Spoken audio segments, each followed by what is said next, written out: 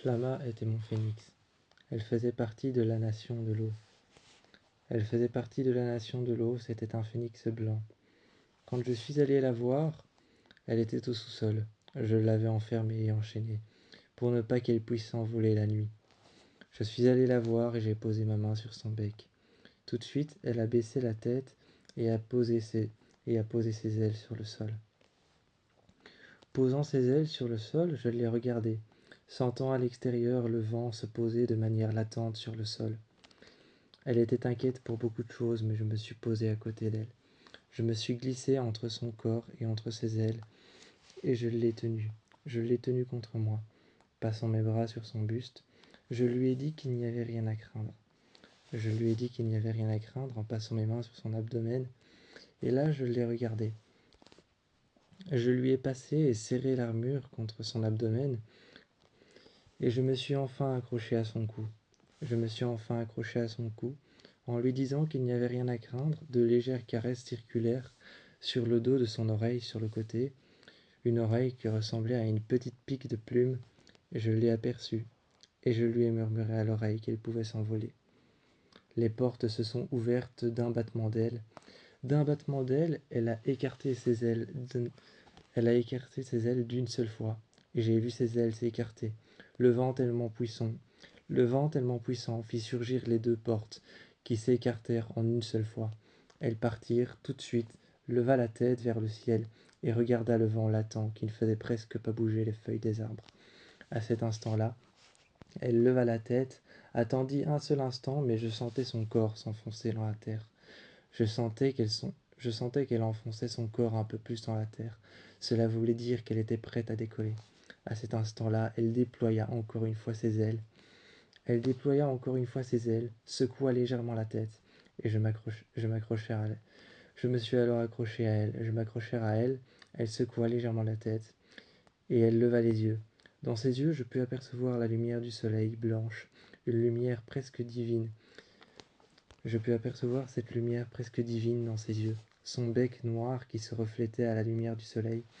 Elle leva la tête et ensuite elle se mit à prendre une pique d'un seul coup.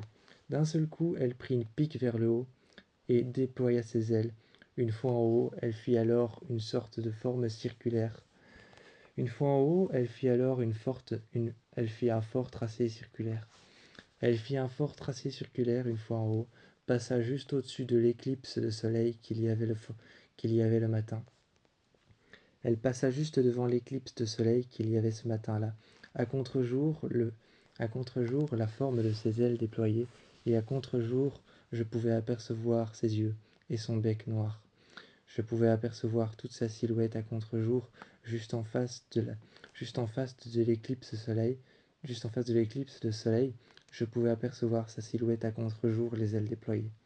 Elle m'a regardé, baissant la tête et restant immobile devant le soleil caché par la lune. Mais le peu de lumière qui se déployait derrière elle et derrière la lune passant devant le soleil ne pouvait que l'éclairer un petit peu plus. J'arrivai à la voir, et finalement, passant sa première aile, son aile droite autour de moi, tel un lasso passant sa première aile autour de moi, et tel un deuxième lasso, tel un bouclier, elles passèrent son aile, qui se déployèrent un petit peu plus autour de moi.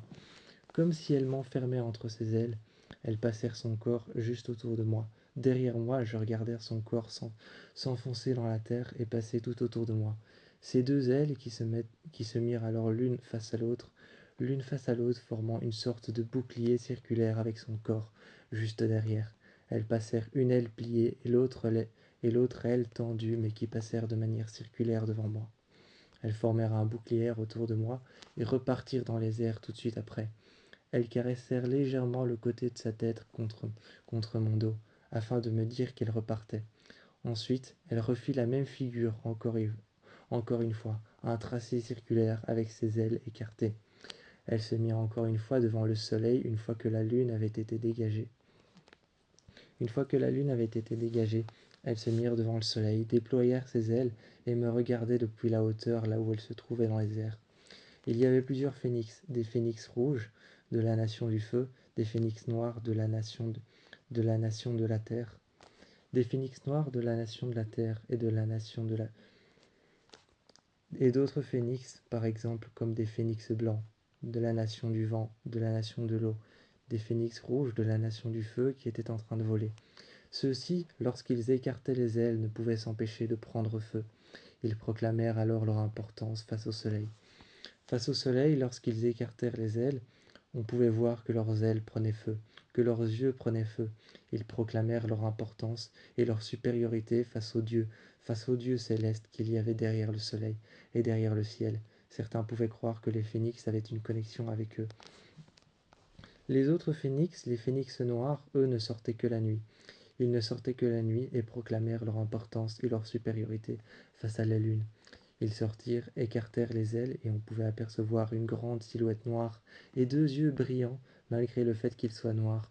Leurs yeux brillants devenaient blancs la nuit et on pouvait y apercevoir une silhouette noire, mais deux yeux brillants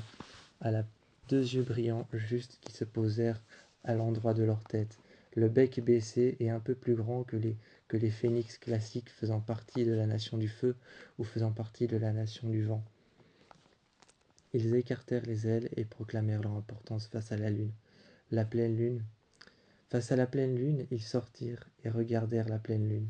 La pleine lune était comme un dieu, une sorte de dieu divin, une sorte de dieu vivant, divin, proclamant l'importance de la fumée noire, l'importance de la poussière, de la terre et des débris de terre et de morceaux de terre qui formèrent ces phénix.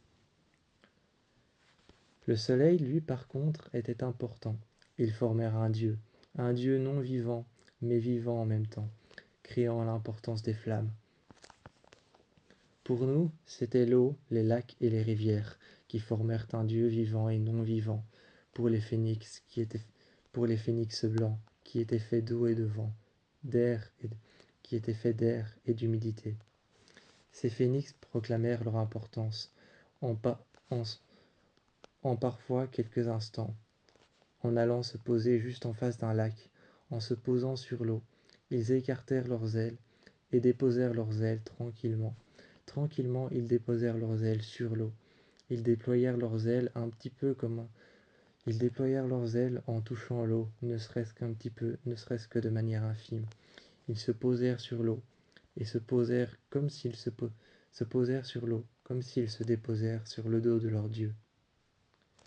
Ensuite, ils repartaient et déployèrent avec leurs ailes déployées une gigantesque vague d'eau qui se redressèrent vers le haut. Cette gigantesque vague d'eau se redressèrent vers le haut et firent passer d'énormes reflets du soleil juste au travers. Les phénix faisant partie de la nation de l'eau, adoraient jouer avec les lacs et avec les rivières, avec les fleuves et et avec l'eau qui était en immersion totale dans la forêt. Ils adoraient jouer avec, se déposer à la surface de l'eau, déposer leurs ailes et leurs plumes qui flottaient à la surface de l'eau, se poser dessus et repartir en pique, regarder le soleil. En faisant d'énormes vagues d'eau, le soleil passèrent au travers et laissèrent des reflets s'incarner tels des êtres vivants. Nous, pauvres humains que nous étions en train de nous préparer pour le combat. Nous étions en train de préparer nos phénix pour le combat, mais en les laissant à l'air libre comme ça,